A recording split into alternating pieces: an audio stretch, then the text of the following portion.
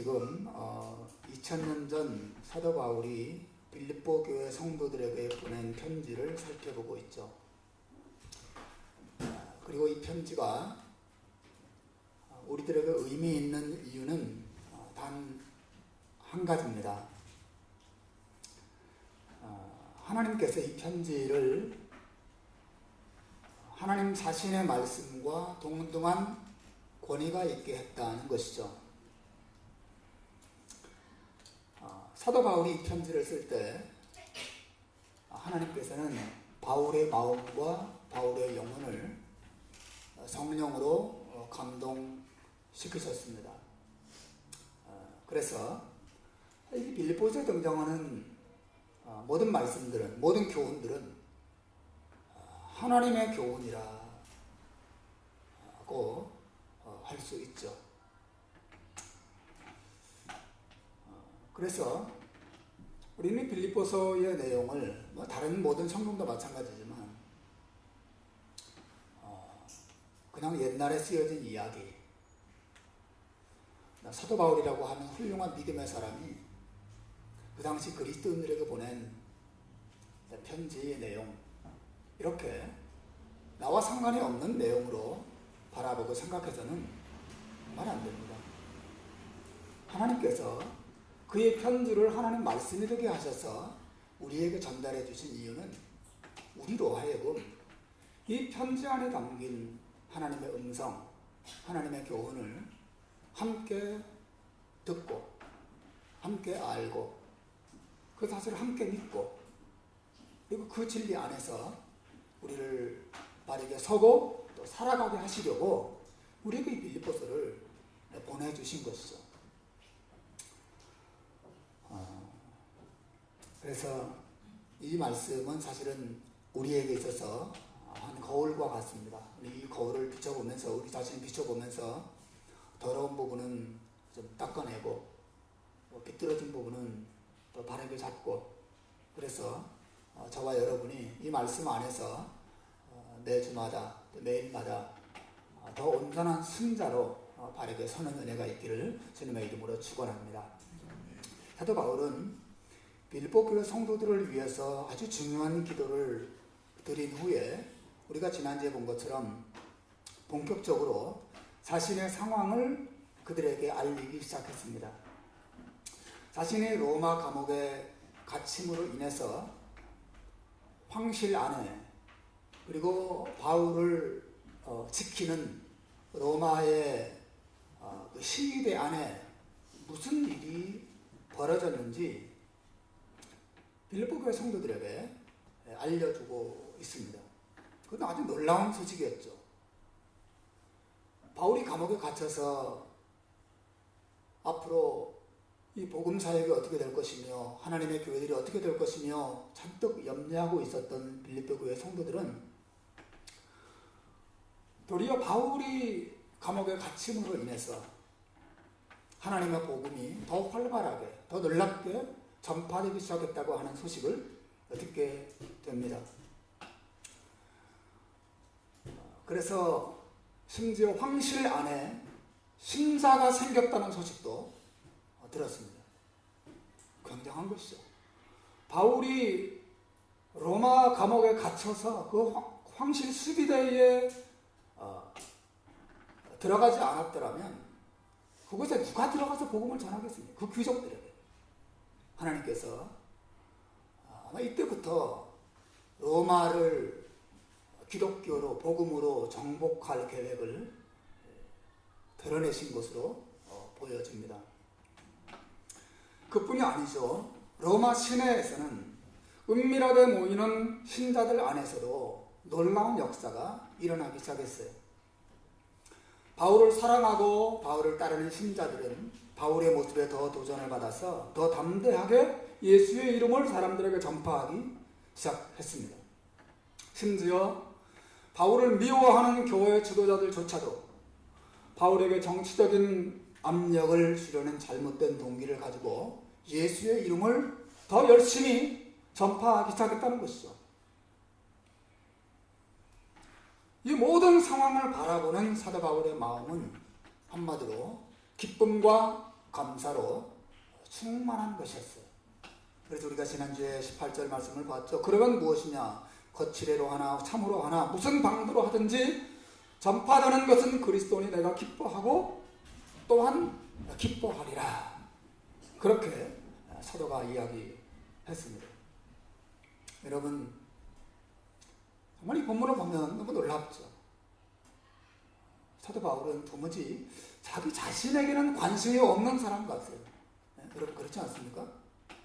제가 감옥에 갇혀있든지 나왔든지 또 죽든지 살든지 또 사람들로부터 사랑을 받든지 미움을 받든지 자기 자신에 대해서는 아무 관심이 없는 사람이었어요.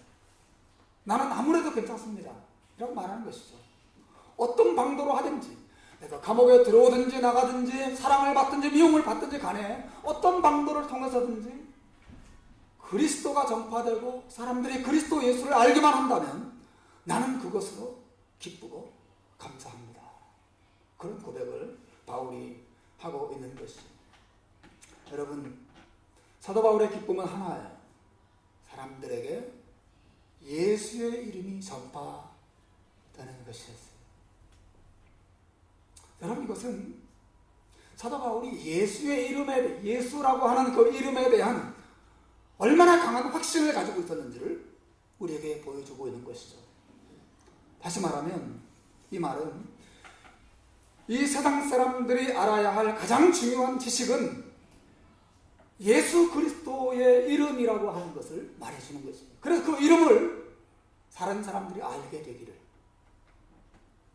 다른 사람들도 예수의 이름을 듣게 되기를, 다른 사람들도 예수의 이름을 의지하게 되기를, 다른 사람들도 예수의 이름을 믿게 되기를, 다른 사람들 예수의 이름 안에 들어있는 하나님의 은혜와 사랑을 알게 되기를 바울이 간절하게 바랬고, 그 사람들 그 이름을 듣기 시작하고 믿기 시작하는 것을 보면서 기뻐하지 않을 수 없었던 것이죠. 사랑하는 여러분, 이 세상이 치명적인 전염병으로 가득 차 있다고 한번 생각해 보십시오. 모든 사람들이 전염병에 걸려서 죽어가고 있습니다.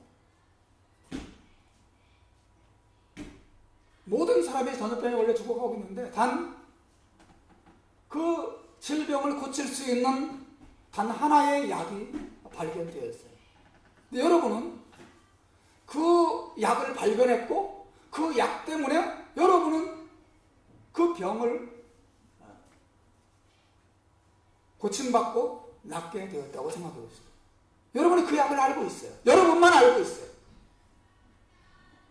그렇다면 그건 단 모든 사람들이 그 병에 걸려서 죽어가는데 여러분을 치료한 그 약을 여러분이 알고 있다면, 그리고 그 약이 다른 모든 사람들도 치료할 수 있다면 어떻게 하시겠습니까? 죽든 말든 상관없다. 그건 인간도 아니죠. 분명히 여러분 안에 조그만 양심의 부분이 살아있다면 사람들에게 그 약을 소개하기 시작할 것입니다. 이 약을 먹어보십시오. 이 약을 먹으면 삽니다. 이 약이 당신의 생명입니다. 약 이름이 뭡니까? 약은 무슨 약입니다. 어디서 구할 수 있습니까? 저희 가면 구할 수 있습니다. 그럼 알려주겠죠. 여러분, 저는 이것이 사도 바울의 마음이었다고 생각해요. 예수의 이름을 전파하기 원하는, 모든 사람들은 예수의 이름을 알게 되기를, 예수의 이름에 담긴 하나님의 비밀을 발견하게 되기를 바울이 간절하게 원했던 거예요. 그래서 자기가 어떻게 되든 말든 사람들이 예수의 이름을 듣게 되고 알게 되기만 한다면 나는 기뻐하고 또 기뻐할 것입니다. 그런 고백을 하고 있는 것이에요. 여러분, 부족하지만 그것은 저의 마음이기도 합니다. 저는 이 시드니에 있는 많은 사람들이 예수의 이름을 듣게 되기를, 예수의 이름을 알게 되기를 바라요. 또 그것은 목사로서 이 자리에 앉아있는 여러분들을 향한 저의 마음이기도 합니다. 여러분의 눈이 열려서 예수가 얼마나 선하고 얼마나 아름답고 얼마나 고귀한 분이신지를 알게 되기를, 만나게 되기를, 그 사랑을 알게 되기를, 그 사랑 때문에 행복하게 되기를 바랍니다. 오늘 본문에서 사도 바울이 기뻐하는 또 하나의 이유가 등장합니다. 첫 번째 이유는 예수 이름이 전파되는 것이었어요.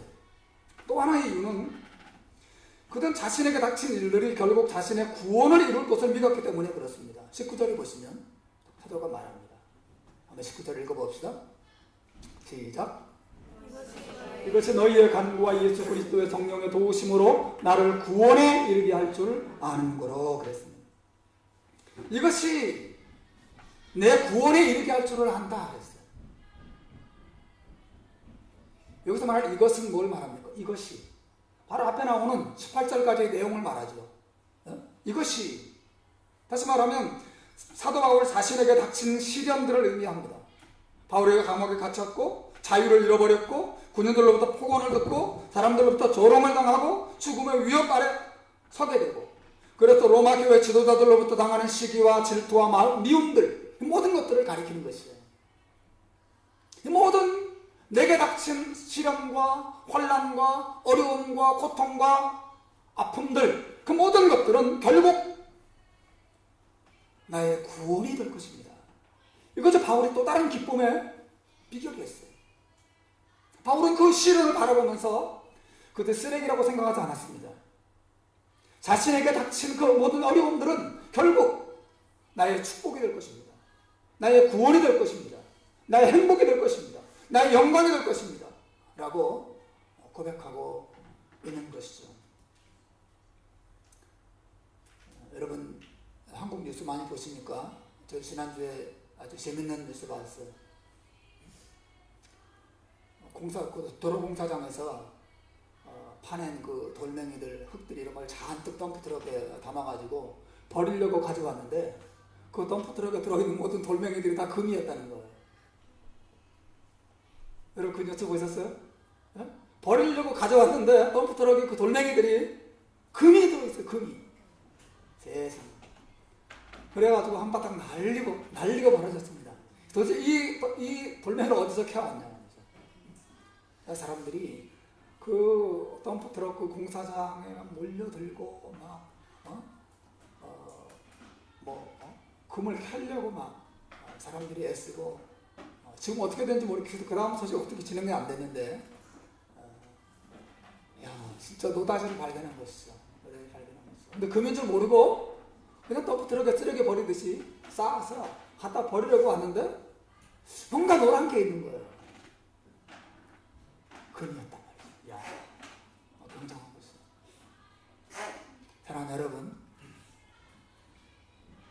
우리가 쓰레기처럼 취급하는 것 가운데 하나가 바로 시련이에요. 의미 없는 것, 오지 말아야 할 것, 무가치한 것, 내버려야 할 것. 그러나 여러분, 그 시련은 쓰레기가 아니라 노다지고 하나님이 우리에게 보내주신 보물인 줄 여러분 믿으시길 바랍니다. 왜냐하면 그것은 우리를 구원에 이르게 하기 때문에 그렇습니다. 구원에 이르게 한다는 말이 뭐예요? 우리를 더 성장하게 하고 더 성숙하게 하고 더 완전한 하나님의 사람이 되도록 만든다고 하는 것이죠. 정말 여러분 그것은 제 인생에서 사실이에요. 제가 만일 시련을 많이 겪지도 않았지만 그래도 이만큼이라도 목사가 이런 요 모양이라도 목사의 모습을 갖춘 것은 뭐가 다른 건데 시련 때문이었습니다. 어려움 속에서 겸손을 배우고 어려움 속에서 사랑을 배우고 어려움 속에서 용서를 배우고 어려움 속에서 거룩한 순종을 배우면서 여기까지 온 것이죠. 우리는 정말 미련해서 어렵지 않으면 정신을 못 차려요. 그죠? 정말 그렇습니다. 어렵지 않으면 기고만장해지는 것이 우리예요. 어려워야 무릎이 꿇어집니다. 어려워야. 여러분, 바울에게 닥친 이 시련이 어떻게 바울에게 구원이 되었을까요? 바울이 19절에서 말하기를 너희의 간구와 예수 그리스도 성령의 도우심으로 나를 구원에 이르게 할 것이다 그랬어요. 너희의 간구와 성령의 도우심으로. 다시 말하면 바울이 로마 감옥에 갇혔을 때 빌립보 교회 성도들이 바울을 위해서 간절하게 기도하고 성령 하나님께서 그 기도에 응답하셔서 바울에게 그 시련을 이길 수 있는 힘을 주신다고 하는 것이죠. 그래서 바울을 놀랍게 변화시킨다는 것이죠.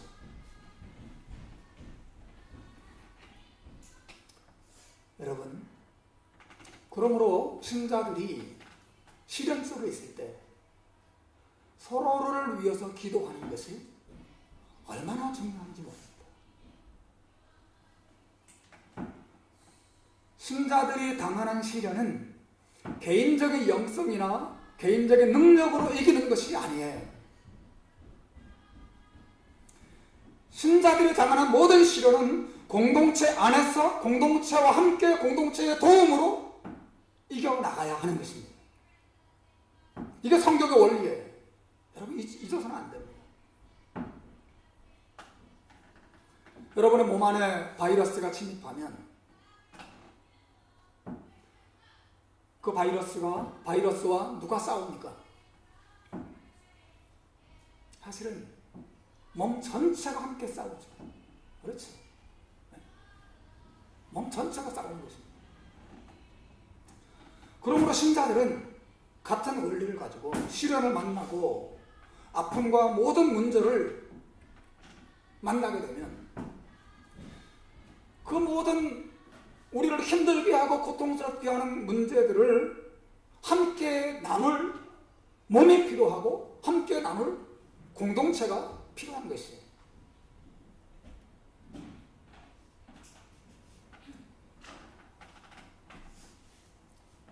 여러분, 우리 교회가 저 뒤에 우리의 3대 비전 우리 써붙여놨잖아요. 그죠?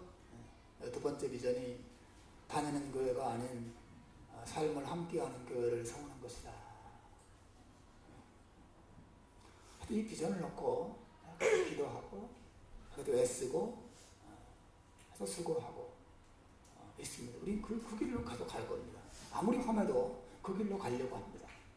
왜냐하면 신앙생활은 절대로 혼자 하는 것이 아니기 때문에 그렇습니다. 우리는 함께 가야 합니다. 여러분 오늘 집에서 나오실 때 여러분의 몸에 달린 어떤 지체를 두고 온 사람 있습니까? 아차차차차, 내 눈을 좀 집에 두고 왔네. 눈 뽑아놓고 오신 분 계십니까? 아차차차차, 발가락을 하나 두고 왔네. 발가락 가져와요. 여보, 발가락 좀 가져와. 그렇게 말한 분 계십니까? 여러분 집에서 아침에 일어날 때도 여러분의 온몸이 함께 일어나죠. 걸을 때도 온몸이 함께 걸어왔을 것입니다. 이곳에 들어올 때도 온몸이 함께 이 자리에 앉아있을 것입니다. 몸이 움직이면 지체가 따로따로 움직이지 않습니다. 이 몸에 붙어있는 모든 지체가 함께 일어나고 함께 걷고 함께 움직이고 함께 활동하죠. 그렇죠. 사실 여러분 혼자 있는 것 같지만 여러분의 머리만 있는 것 같지만 여러분의 모든 온몸의 지체가 같이 움직이고 있어요. 같이 활동하고 있습니다. 저는 이것이 신앙생활의 원리를 대단히 잘 보여주는 거라고 생각해요. 여러분 본문을 가만히 보십시오. 이것이 너희의 간구와 예수 그리스도의 성령의 도우심으로 내 구원에 이룰 줄 알게 하는 거로. 사도 바울이 빌립보 교회 성도들과 어떻게 연합이 이루어진 모습으로 신앙생활을 하는지를 보십시오. 사도 바울은 감옥에 있었지만 사실은 빌립보 교회 성도들과 따로 떨어져 있지 않습니다. 빌립보 교회 성도들은 이 사도 바울을 위해서 기도했습니다. 그리고 하나님의 성령께서 그 기도를 들으시고 사도 바울을 돕고 계십니다. 사도 바울에게 힘을 주시고 용기를 주시고 지혜를 주시고 성령의 감동을 주십니다. 사도 바울도 성숙한 믿음의 사람으로 만들고 있는 것이죠. 약 2000km 이상의 먼 거리에 있습니다. 바울은 로마에 있고 이 교인들은 빌립보 지역에 있습니다. 그러나 빌립보 교회 성도들은 그들을 위해서 이 사도 바울을 위해서 기도했고 하나님의 성령께서 그 기도를 응답하고 계십니다. 그들은 따로 있지 않습니다. 그들은 같이 있습니다. 그들에게 많은 시련과 환난이 닥쳤어요. 그러나 바울 홀로 그 시련을 견디거나 빌립보 교회 성도들 홀로 그 시련을 견디고 있지 않습니다. 우리가 빌립보서를 봤죠. 사도 바울이 빌립보 교회 성도들을 위해서 감옥 안에서 내가 너희를 위하여 기도한다고 말했던 것을 기억하십니까? 바울도 그들을 위해서 기도했고 빌립보 교회 성도들도 감옥에 있는 바울을 위해서 기도했습니다. 그들은 연합되어 있는 것이죠. 그리고 하나님의 성령께서 각각의 그 기도를 들으시고 바울의 기도를 들으시고 빌립보 교회 성도들을 도우시고 이 교회 성도들의 기도를 들으시고 또 사도 바울을 도우셨죠. 각각의 삶 속에 하나님의 뜻이 이루어지도록 역사하신다고 그 원리를 오늘 본문 19절이 말해주고 있는 것이죠. 사랑하는 여러분, 이것이 신앙생활입니다. 여러분이 어려운 일을 만나고 시련과 환난을 만나면 누군가에게 그 아픔, 그 괴로움, 그 두려움들을 함께 나눌 믿음의 형제 자매들, 믿음의 공동체가 반드시 있어야 합니다. 이 본문의 이 빌립보서 1장 19절 말씀의 이 원리가 저와 여러분에게 이 교회 안에 특별히 적용되기를 주님의 이름으로 축원합니다. 그러면 같이 자라게 될 것입니다. 같이 자라게 될 것입니다.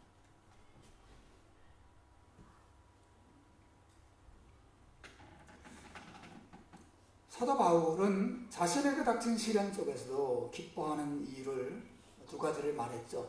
하나는 그 시련 때문에 예수 그리스도의 이름이 전파되기 때문에 기쁘다 그랬습니다. 또 하나는 그 시련 때문에 성도들의 기도와 성령의 도우심으로 내가 더 온전한 구원에 이르게 되기 때문에 나는 기뻐한다. 그런 말을 했습니다.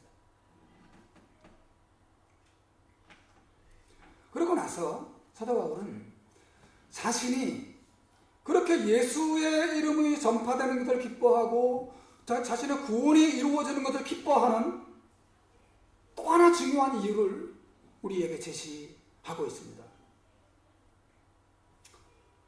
무슨 말이냐면 도대체 사도 바울은 어떤 사람이길래 예수의 이름이 전파되는 것을 기뻐할 수 있었을까요? 도대체 사도 바울은 어떤 사람이었길래 자신의 구원이 온전해지는 것 때문에 시련 속에서 기뻐할 수 있었던 것일까요? 바울은 어떤 사람입니까? 그는 어떤 삶의 원리를 가지고 있었고 무엇을 붙들고 살았길래 이렇게 세상 사람들과 전혀 다른 삶을 살 수 있었을까요? 바울이 그 원리를 오늘 본문에서 등장시키는데 그것은 빌립보서 이 편지에서 가장 중요한 성경 구절 중에 하나죠. 21절이 그렇습니다. 한번 읽어보겠습니다. 시작. 이는 내게 사는 것이 그리스도니 죽는 것도 유익함이라. 그 성경 퀴즈 대회에 나올 문제입니다. 외우셔야 됩니다.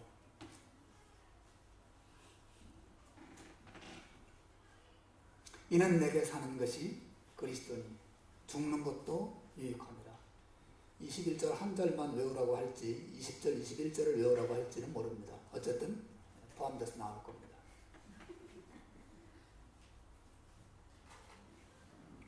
너무 유명한 구절이죠. 내게 사는 것이 그리스도니 죽는 것도 유익함이라. 영어 성경에 보면 이렇게 되어 있어요. 모든 번역이 똑같이 번역했습니다. To me, to live is Christ, and to die is gain. 우리나라 성경이 이는 내게 사는 것이 그리스도니 죽는 것도 유익함이라 고 번역을 했는데, 그 직역하면 사실은 다르게 번역되어야 되는 것 같아요. 이런 거죠. 내게 있어서 산다는 것은 곧 그리스도입니다. 그리고 죽는다는 것은 곧 유익을 얻는 것입니다. 다시 말해서 본문에서 바울 사도는 자신이 생각하는 산다는 것과 죽는다는 것의 의미를 밝히고 있는 것이에요. To live, 산다는 것이 무엇입니까? 제가 오늘 주보에 칼럼도 썼습니다. 산다는 것이 무엇입니까? 여러분, 이거 산다는 것은 무엇을 의미해요? 죽는다는 것은 무엇을 말합니까? 내가 죽는다. 죽는 게 뭐지? 죽는다는 게 뭔가? 산다는 게 뭔가? 다시 말하면 인생이란 무엇인가? 이런 질문이죠. To me, 내게 있어서는 내 인생에 있어서 산다는 것은 이런 것을 의미하고 죽는다는 것은 이런 것을 의미합니다. 이렇게 말하고 있습니다. 그러므로 나는 시련 속에서도 예수의 이름만 전파되면 기뻐하고, 그러므로 시련 속에서 그 시련에 나를 구원에 이르기만 한다면 나는 기뻐할 수 있다고 말할 수 있었던 것이 이 원리 때문에. 정말 이해하시겠습니까? 이 원리 때문에.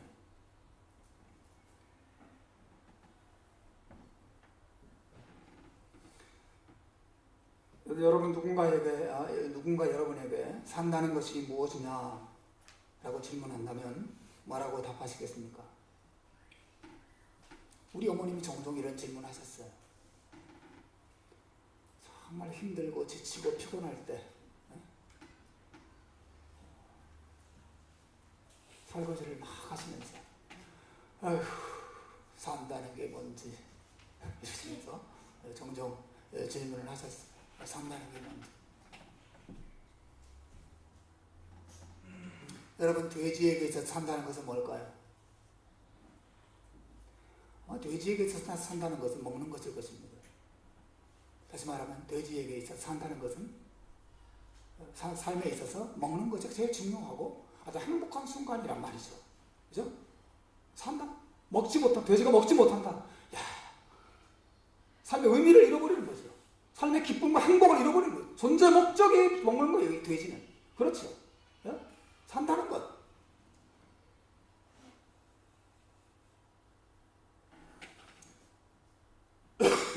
한국의 유명한 야구 선수 유현진 선수가 미국의 메이저리그에 가서 활동을 하죠. 근데 작년에 어깨에 큰 수술을 받아서 그래서 이제 재활 훈련을 하고 있다는 기사를 제가 종종 봅니다. 근데 만약에 그 야구 선수가 부상 때문에 더 이상 공을 던질 수 없게 된다면 어떻게 될까요? 이제 팔을 완전히 쓸 수 없는 사람이 된다. 야, 절망할 것입니다. 그렇죠? 네, 그 사람에게 있어 산다는 것은 공을 던지는 것이거든요. 그에게 산다는 것은 야구장이거든요. 그렇죠? 그에게 산다고 하는 것은 삶의 의미와 삶의 목적은, 삶의 행복은 야구예요. 야구 공입니다. 마운드에 올라가서 공을 던질 때 비로소 삶의 의미와 목적을 짜릿하게 느끼고 행복을 발견한다는 것이죠. 화가에게 있어서는 뭡니까? 화가에게 있어서 산다는 것은 그림을 그리는 일입니다. 화가가 더 이상 시력을 잃어버려서 더 이상 그림을 그릴 수 없는 사람이 될 때, 그 죽음이죠. 그렇죠? 화가에게 있어서 산다는 것은 그림입니다. 여러분, 제 말을 이해할 수 있으시겠습니까? 아내에게 있어서 산다는 것은 자식이어서는 안 됩니다. 아내에게 있어서 산다는 것은 곧 남편이어야 합니다. 남편에게 있어서 산다는 것은 일이 되어서는 안 됩니다. 남편에게서 산다는 것은 아내이어야 합니다. 목사에게서 산다는 것은 교회이어야 합니다. 사랑하는 여러분, 사도 바울의 이 본문에 말하는 이 고백을 이해할 수 있겠습니까? To me, 내게 있어서는 산다고 하는 것은 먹는 것도 아니고 마시는 것도 아니고 세상의 영광을 누리는 것도 아니고 내게 있어서 산다고 하는 것은 그리스도이십니다.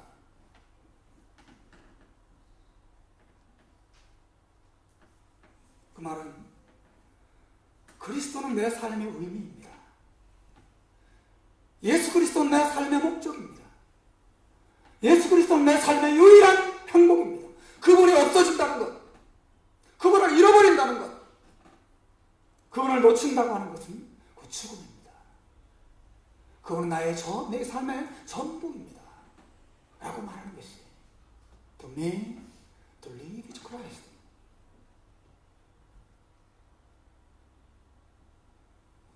감옥 안에 살든 감옥 밖에 살든 저기는 문제가 안 됩니다.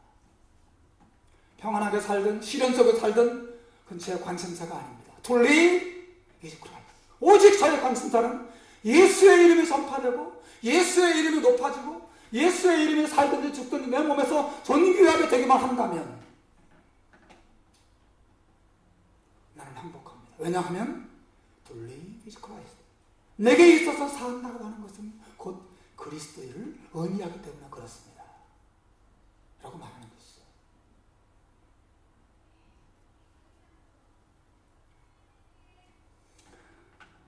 우리는 사도 바울의 고백을 신앙이 훌륭한 사람만의 고백으로 생각하면서 넘어가면 안 돼요. 아, 역시 사도 바울은 훌륭해. 근데 나는 아니야. 뭐 어쩌겠어. 이 본문은 바울이 자기 자랑하려고 나는 이런 사람입니다. 여러분은 그렇게 안 해도 안 해도 괜찮습니다. 라고 말하기 위해서 기록한 것이 아니에요. 바울의 이 고백 안에는 신자가 신자답게 살아가는 것이 무엇인지에 대한 분명한 기준이 제시되고 있는 것이죠. 우리는 어떤 사람이 되어야 하는가? 신자는 어떤 사람인가? 신자의 삶은 무엇인가? 우리도 거기에 대해서 답할 수 있어요. To me, to live is Christ. 사도 바울이 로마서 14장 7절 8절에서 그 사실 우리에게 말했어요. 한번 읽어보겠습니다. 시작. 우리 중에서 누구든지 자기를 위하여 사는 자가 없고 자기를 위하여 죽는 자가 없다. 우리가 살아도 주를 위하여 살고 죽어도 주를 위하여 죽나니 그러므로 사나 죽으나 우리가 주의 것이요. 제가 볼 때 To me to live is Christ 이 본문에 대한 가장 명백한 해석이에요. 사도 바울 자신의 삶만 그러하다고 말하고 있지 않습니다. 우리 중에 누구든지 그리스도인이라면 예수가 그리스도요 예수가 구원자라고 믿는 사람이라면 예수 때문에 생명을 얻고 예수 때문에 하나님의 자녀와 백성이 되었다고 믿는 사람이라면 누구든지 자기를 위하여 사는 자도 없고 자기를 위하여 죽는 자도 없다고 말합니다. 우리가 살아도 주를 위하여 살고 죽어도 주를 위하여 살고 내게 있어 산다는 것은 그 주님이십니다. 그리스도이십니다. 모든 그리스도인의 보편적인 삶의 자세요. 삶의 기준이 이것이라고 제시하고 있는 것이죠.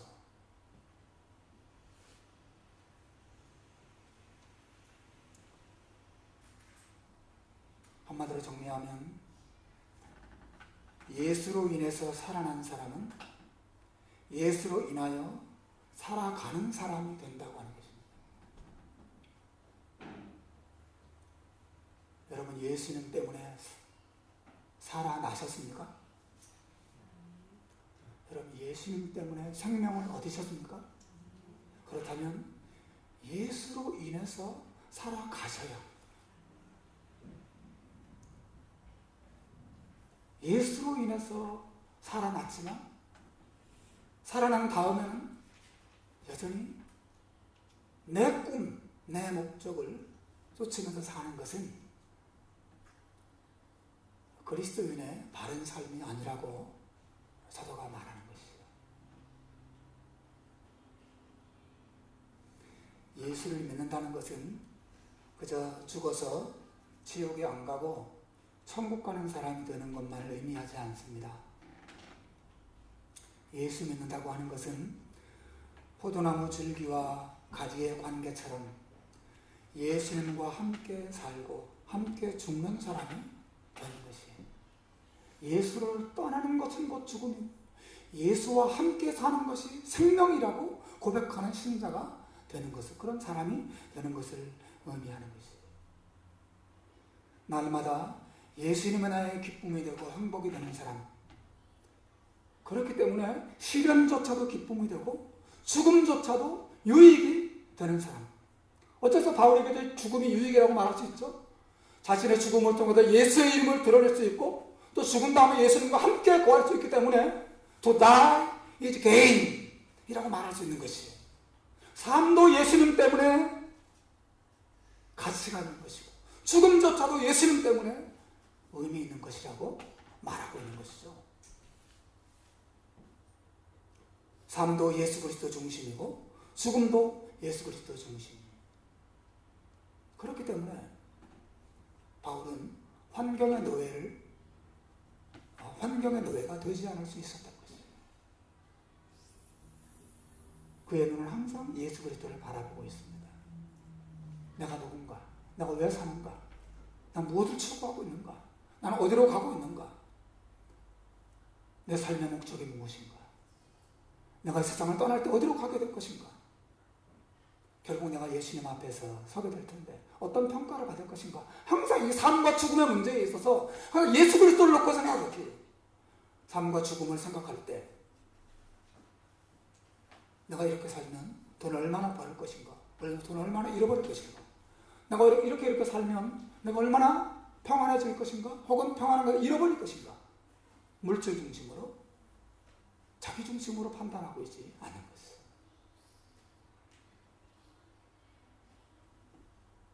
사랑하는 여러분, 우리가 그토록 자주 불행한 감정에 빠지고 그토록 자주 불안과 낙심의 감정에 사로잡히는 이유는 단 한 가지입니다. 우리가 너무 자주 예수 그리스도를 놓치기 때문에 그렇습니다. 자꾸 예수님을 놓쳐요. 예수님의 눈에서 사라지는 것이죠.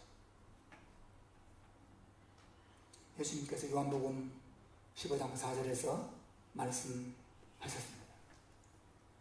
내 안에 거하라. 나도 너희 안에 거하리라.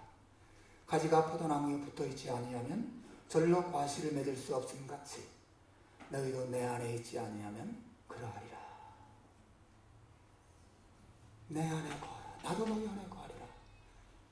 가지가 포도나무에 붙어있지 않으면 절로 과실을 맺을 수 없음 같이 너희도 내 안에 있지 아니하면, 너희도 나를 떠나서는 아무것도 할 수 없고 너희 삶이 의미 없을 것이고 너희 삶이 불안해질 것이고 너희들의 삶이 공허해질 것이고 너희들의 삶의 평안을 잃어버릴 것이다.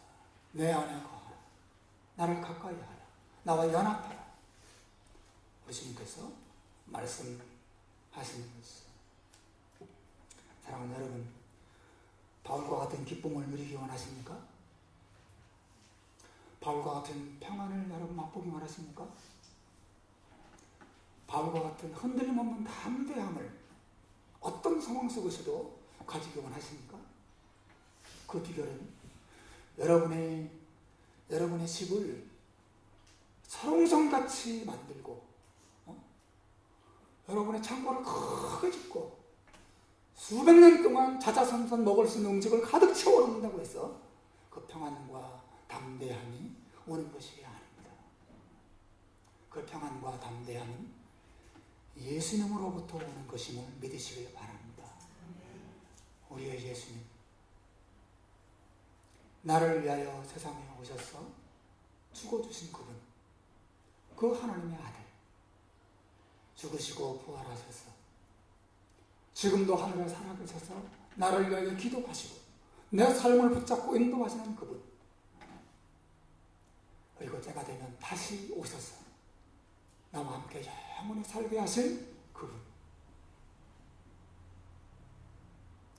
그분을 중심으로 그분을 바라보면서 그분을 의지하면서 사십시오. 그러면 사도 바울에게 있어서 이런 기쁨과 평안과 담대함을 여러분도 누리고 어떤 환경에도 흔들리지 않고 하나님을 영화롭게 하는 진실한 믿음의 신자로 바르게 서게 될 줄로 믿습니다. 기도하겠습니다.